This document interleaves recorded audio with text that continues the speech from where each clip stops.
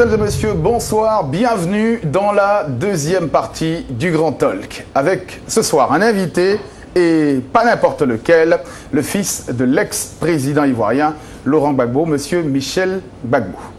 Et pour nous le présenter, Adama Daiko, dans ce qu'il est convenu maintenant d'appeler sa biographie décalée. Merci Jean-Jacques Varol. Eh bien, notre invité est un citoyen ivoirien patient et conscient. Après avoir patienté durant 9 mois dans une case d'initiation pour tout candidat à la vie sur Terre, qu'il décide de naître 9 ans après. Après la proclamation, bien sûr, de l'indépendance de la Côte d'Ivoire. Oui, dans un 9e mois de l'année. Oui, la Côte d'Ivoire, pays d'hospitalité, mais hospitalisé momentanément à la politique clinique, la réconciliation. Notre invité a un cursus scolaire bien éclairé, comme un teint métissé qui illumine une Afrique qui collabore sainement avec l'Occident.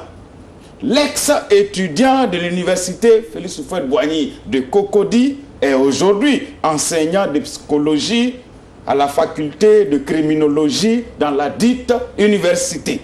Jean-Jacques Varol, il est aussi auteur de plusieurs livres édités, publiés, distribués, vendus et lus. Il se prénomme Michel.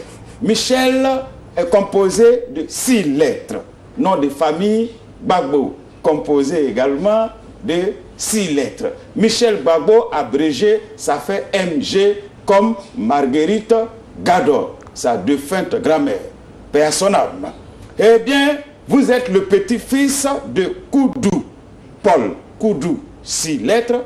Paul, 4 lettres. Comme maman, 4 lettres. Votre village natal. Aussi, la France comme seconde patrie. France, 6 lettres. Vous connaissez bien Simone Gbagbo. Simone, 6 lettres. Et Yves, 6 lettres. Bien. En numérologie, le chiffre 6 est le symbole de la famille. Comme F, de la perfection comme P et de l'idéalisation comme I. Cela fait FPI, comme le Front populaire ivoirien, le parti dans lequel il est militant actif.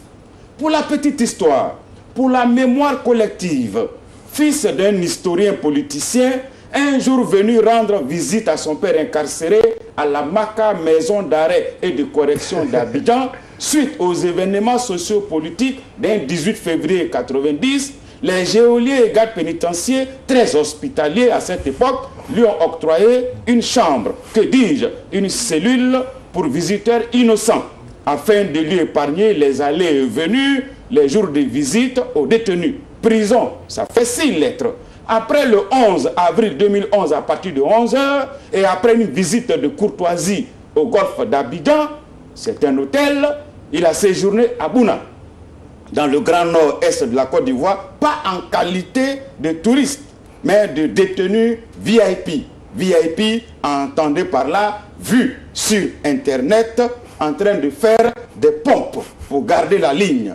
Mesdames et messieurs, ladies and gentlemen, men and women, recevons le docteur Michel Gbagbo.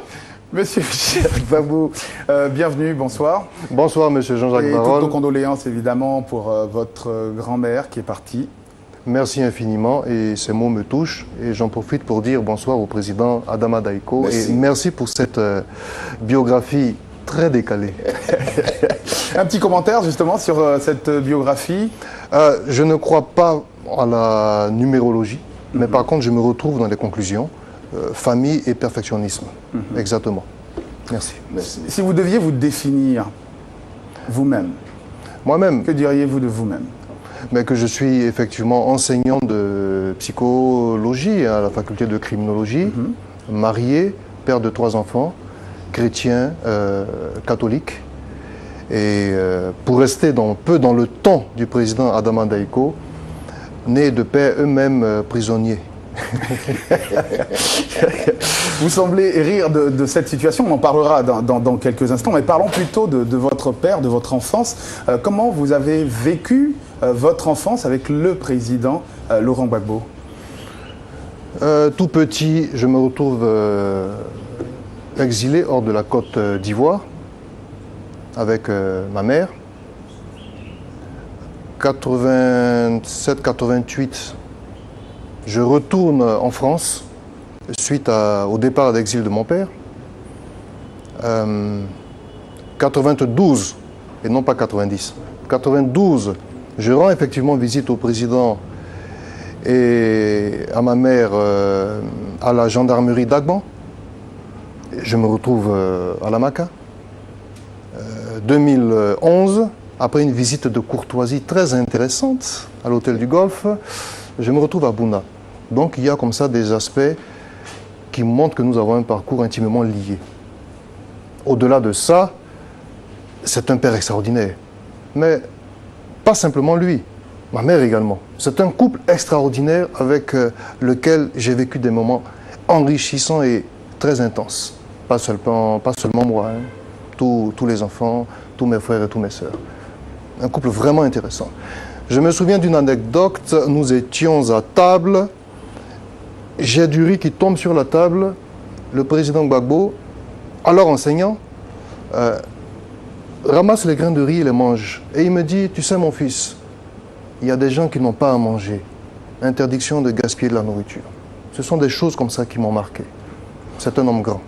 Et c'est tout ça qui a déterminé votre engagement. À quel moment de l'histoire de votre vie avec vos parents, vous vous êtes dit, il est important que je m'engage en politique?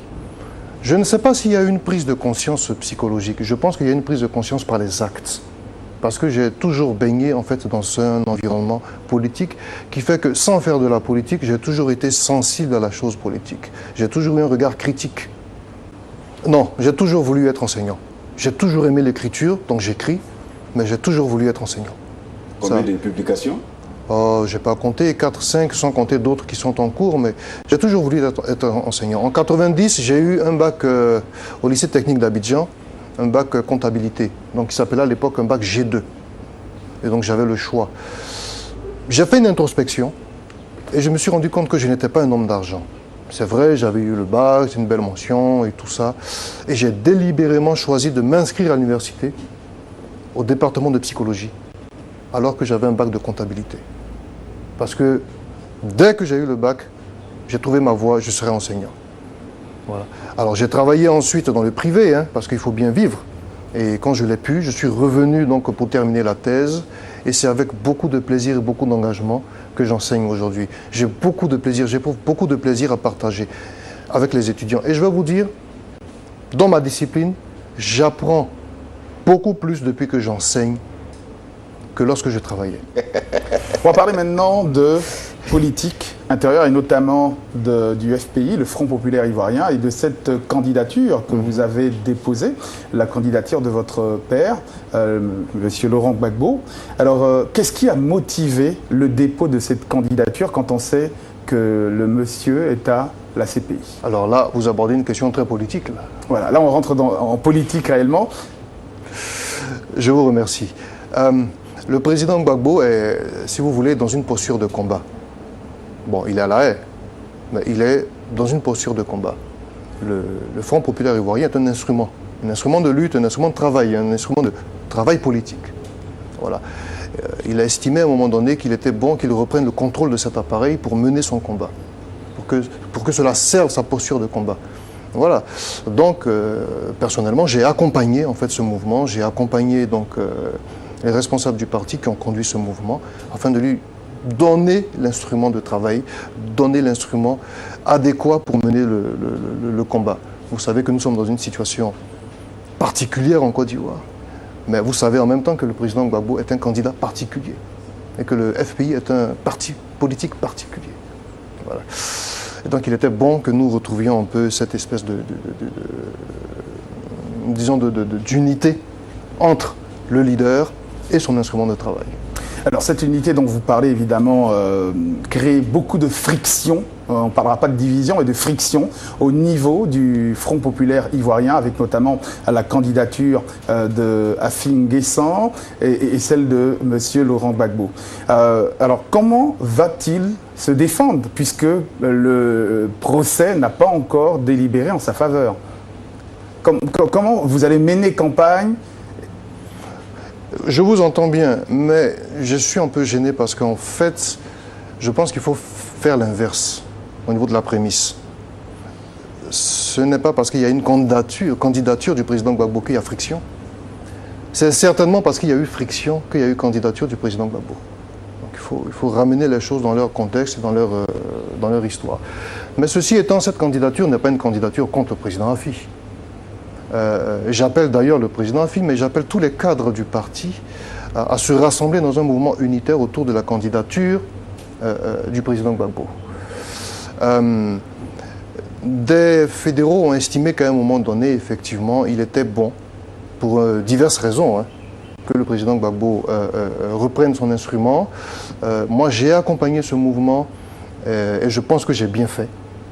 Je pense que j'ai bien fait. Et vous allez voir que, contrairement aux pronostics pessimistes, le FPI a une tradition de débat interne, de débat externe, et que le congrès auquel nous allons assister serait une kermesse, serait une grande fête. Parlons maintenant, Monsieur Michel Gbagbo, des enjeux de la candidature de Monsieur Laurent Gbagbo à la tête du FPI.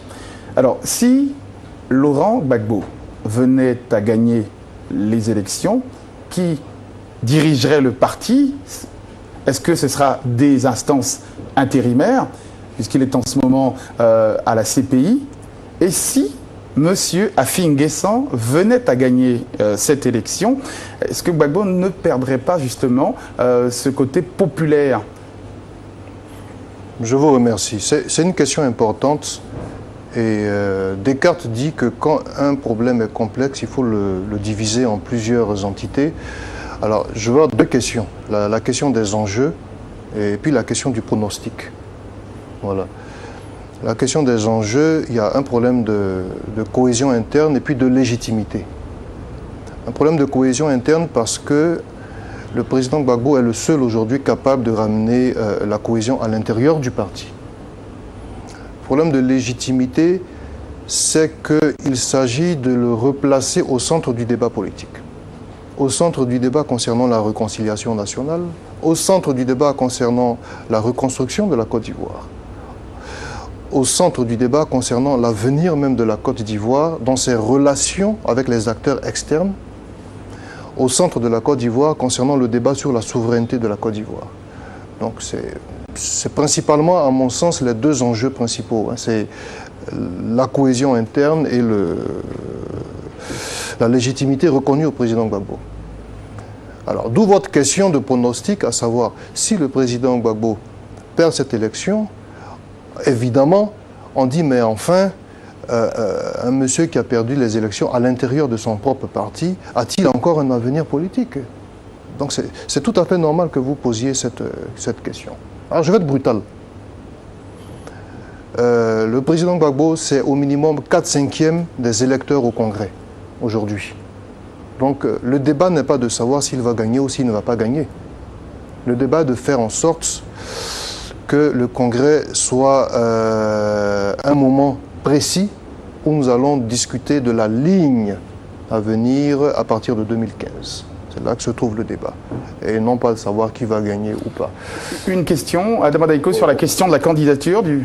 Oui, il y en a qui disent qu'avant de dire aux voisins de balayer devant sa porte, il faut balayer d'abord dans ta propre maison ou devant ta propre porte. Aujourd'hui, on parle de réconciliation en Côte d'Ivoire. Donc, je me dis que si au sein de votre formation politique, il n'y a pas d'entente, serez-vous concentré pour participer à une réconciliation nationale? Je vous remercie beaucoup. Je vais d'abord commencer par répondre à la fin de la question précédente. Comment allons-nous diriger si jamais le président Gbagbo gagne alors qu'il est enfermé à la haie? C'est une question importante et on peut légitimement se la poser. Mais en réalité, le FPI, c'est un instrument de travail. Nous avons mis en place un schéma de travail qui est tel que, même si le président Gbagbo est encore pour un certain temps enfermé à la haie, nous allons travailler à l'intérieur du parti à faire en sorte que nos démarches et nos actions soient conformes à sa vision. Qu'il couvre cette démarche de son onction. Et nous avons donc pris toutes les précautions pour cela et il n'y a pas de souci à se faire. Le président Gbagbo a déjà été enfermé ici. On parlait tout à l'heure de 1992. Il était président de son parti et le parti fonctionnait. Le président Afi, d'ailleurs, bon, ça a été le même cas récemment. Alors, sans vouloir faire de polémique, ce n'est pas vraiment un enjeu. L'enjeu, c'est le problème de la ligne, de l'école. Quelle est l'école politique que nous allons suivre? Et pour suivre cette école, il nous faut le président Gbagbo à la barre. Voilà. Et pour revenir donc à votre question, je vous ramène à ma réponse précédente, M. Daïko. Nous avons une tradition de discussion, de contradiction à l'intérieur. C'est vraiment la tradition socialiste, c'est vraiment une de nos valeurs fondamentales. Et c'est pour ça que je disais, le président Afi a posé sa candidature. Mais c'est une bonne chose parce qu'il n'aurait pas fait que nous l'aurions déjà trouvé suspect. Donc c'est une bonne chose. Mais ceci étant, nous avons maintenant 2 candidatures et nous allons aller à un congrès unitaire. Ne vous inquiétez pas.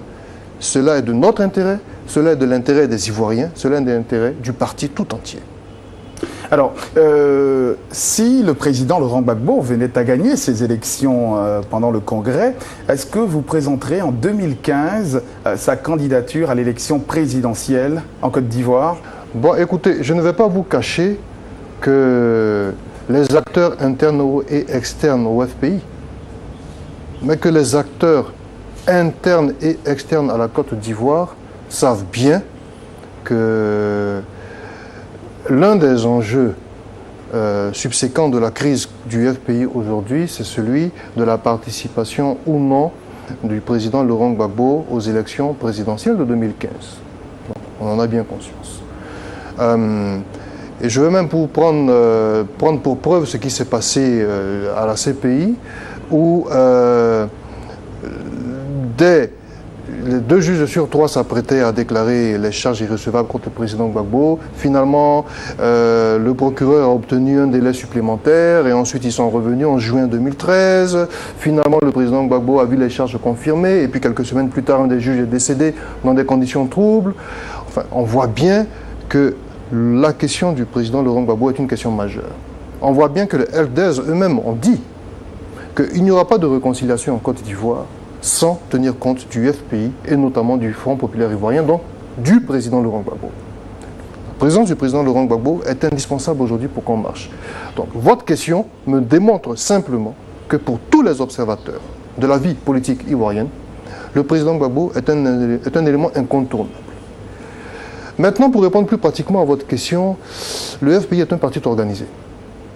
Le moment venu, nous aurons un congrès spécifiquement dédié à la question des élections. Le FPI doit-il aller aux élections présidentielles? Et s'il va à ces élections, avec quel candidat? Ça, ce sont des questions qui se poseront en temps et en heure, selon nos traditions et selon nos textes. Est-ce que légalement, selon vous, il peut se présenter à ces élections en 2015? Nous n'en sommes pas là pour l'instant. Alors, on va terminer avec vous, notamment. Mais avant, Baron, depuis là, c'est un procès d'université. Là, en train de parler français, c'est pas académique, tout ça. Tu sais, Michel, nous là, on est enfants de ghetto. Voilà. Donc, comment il t'a écouté là, hein? Tu m'entends, non? Voilà, comment il t'a écouté là? Donc, tu veux dire que si le vieux père Laurent Gbagbo n'est pas là, il n'y a pas de réconciliation, quoi. Il y a un truc comme ça, non? Vous n'y croyez pas la réconciliation sans Laurent Gbagbo? Que moi je le dise, c'est comme si je disais que la Terre... Mais quel est votre avis personnel sur le sujet? Oui. Que moi je le dise, que l'absence du président Gbagbo est préjudiciable à la réconciliation, c'est comme si je disais que la Terre était ronde. Mais il se trouve que les Elders, conduits par donc les Sud-Africains, il se trouve que les acteurs politiques internes en Côte d'Ivoire le disent. Il se trouve que les journalistes étrangers le disent. Il se trouve que les principaux leaders politiques du monde le disent. C'est un fait. Nous avons en prison à peu près 500 personnes. Et là, il s'agit des personnes qui sont détenues dans des prisons officielles, au nombre de 11. Nous avons d'autres personnes que je ne peux évaluer qui sont détenues dans des prisons officieuses. Et donc nous avons le cas de Simon Gbagbo, effectivement, à Odiéné, le cas de Laurent Gbagbo, etc. Nous avons des comptes qui sont gelés. Nous avons des interdictions de voyage. Nous avons des manifestations politiques qui sont interdites. nous avons en fait en Côte d'Ivoire un système où les libertés civiques sont suspendues. Nous vivons dans un état d'exception. Ce que je voulais vous dire, c'est plutôt ceci, que tant que la Côte d'Ivoire n'est pas redevenue un pays normal, où les libertés sont assurées et protégées, nous avons des prisonniers qui meurent en prison. Tant que la Côte d'Ivoire n'est pas devenue un pays respectueux des droits et de la vie humaine, la réconciliation restera un vain mot. Est-ce que la réconciliation, quand même, ne doit tenir que sur une seule personne, notamment Laurent Gbagbo? Je veux dire, vous avez représenté 45% de l'électorat ivoirien. Il y a beaucoup de gens, au-delà de Laurent Gbagbo, qui peuvent symboliser cette réconciliation nationale. Oui, et puis pour ajouter à la question de Jean-Jacques Barrol, quand il dit que la Côte d'Ivoire n'est pas devenue un pays normal, mais Michel, avec les ponts, les autoroutes, tout ce qui se fait là, vous dites que ce n'est pas un pays devenu normal? Je vous remercie de votre question, mais il y a plusieurs questions qui s'entremêlent. Alors, je vais déjà vous parler de ce qu'on appelle la croissance appauvrissante. Nous sommes dans un système aujourd'hui où l'économie est financée par qui? L'économie est financée par l'État. Et l'État se finance lui-même par le crédit et par les impôts. Voilà. Qui remboursera ces crédits plus tard? Qui fera en sorte que les entreprises moyennes, les PME, pourront survivre face à la concurrence des grandes multinationales qui prennent tous les marchés en Côte d'Ivoire? Le problème est le suivant. Quand vous prenez des crédits, que vous financez votre économie, et que par derrière ça, vous avez l'insécurité, les hommes d'affaires du privé ne viennent pas investir dans votre pays. Et donc les ponts et les routes, c'est une bonne chose, mais si ce n'est pas suivi d'usines, si ce n'est pas suivi d'entreprises qui donnent du travail aux Ivoiriens, c'est de l'argent gaspillé, et c'est les générations futures qui sont en train de se faire endetter et surendetter. Voilà pourquoi nous parlons de pauvreté appauvrissante, de croissance appauvrissante. Alors oui, il y a un maillage, il y a de la peinture, il y a une image qu'on essaie de promouvoir de la Côte d'Ivoire. Et oui, on a parfois l'impression que Côte d'Ivoire is back. Mais en réalité, la Côte d'Ivoire est dans un système d'appauvrissement et d'augmentation de la pauvreté. Et c'est de ça dont nous parlions tout à l'heure. C'est pour ça que je dis non, la Côte d'Ivoire n'est pas devenue un pays normal de ce point de vue. Deuxième chose, la Côte d'Ivoire n'est pas devenue un pays normal parce que les libertés civiques sont suspendues dans ce pays. Parce que le président Afi lui-même a été plusieurs fois rabroué quand il a voulu tenir des manifestations publiques. Il n'est pas normal que dans un pays, des gens, du fait de leurs opinions politiques supposées, soient mis en prison, arrêtés, torturés à la DST, et je pèse mes mots, et ensuite meurent dans l'indifférence la plus totale. Il n'est pas normal que des partis d'opposition essaient d'organiser des manifestations, que des loupards assermentés par le pouvoir en place viennent disperser ces manifestations, qu'il y ait des meurtres, qu'il y ait des morts, qu'il y ait des blessés et qu'il n'y ait jamais d'enquête. Il n'est pas normal, excusez-moi, que des QG de partis politiques soient vandalisés et que des enquêtes, soi-disant enquêtes, n'aboutissent jamais. Il n'est pas normal que des prisonniers d'opinion soient obligés de se mettre en grève de la faim pour enfin recevoir, au bout de 3 ans, la visite d'un magistrat. Les libertés civiques sont suspendues et la Côte d'Ivoire n'est pas dans une situation normale. Alors oui, le président Gbagbo est celui-là qui représente l'espoir et l'espérance pour les Ivoiriens. Oui, il faut un homme pour incarner la Côte d'Ivoire nouvelle et c'est le président Gbagbo. Mais derrière lui, il y a tout un peuple qui souffre. Et c'est ce peuple, à l'intérieur du FPI et même à l'extérieur, qui se réclame du président Laurent Gbagbo. Ah mais là vous êtes en campagne pour 2015 là. Oh, vous savez, on est tout le temps en campagne pour le président Laurent Gbagbo, mais du point de vue structurel, du point de vue de l'organisation du parti, comme je vous le disais tout à l'heure, le moment venu, le Congrès se réunira pour dire si oui ou non nous irons au Congrès et avec qui. Ne soyons pas trop pressés. Ne dansons pas avant que le tam-tam n'ait commencé à jouer. Alors, finalement, en écoutant votre discours, tout a l'air de se résumer autour de Laurent Gbagbo. Il y a aussi Blé Goudé que vous ne citez pas dans vos propos. Serait-il le laisser pour compte?